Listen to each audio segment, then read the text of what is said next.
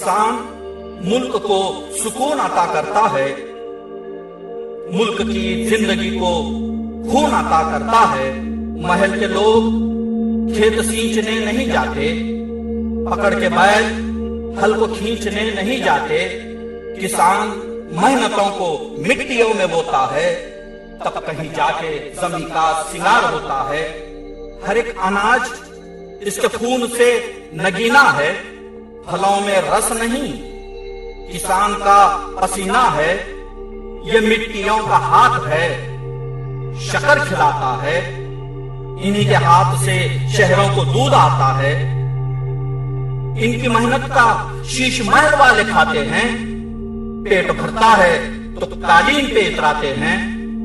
अगर अनाज से किसान एहतजाज करे, दाने दाने के लिए तुमको ये मोहताज करे। याद रखो जरे इशरत नहीं खाई जाती, भूख लगती है तो दौलत नहीं खाई जाती। अनाज के लिए दौलत की हकीकत क्या है, पेट खाली हो तो फिर दस्ते हुकूमत क्या है। अदब करो न इनको कर्ज से बेहाल करो, तुम अपने पेट भरने वाले का ख्याल करो। मुफ्त पानी दो, मुफ्त बिजली दो, इनकी मेहनत के दाम असली दो। किसान खुश है तो फिर मुल्क की खुशहाली है। ये खुदकुशी करे तो बात शर्म वाली है, ये खुदकुशी करे तो बात शर्म वाली है।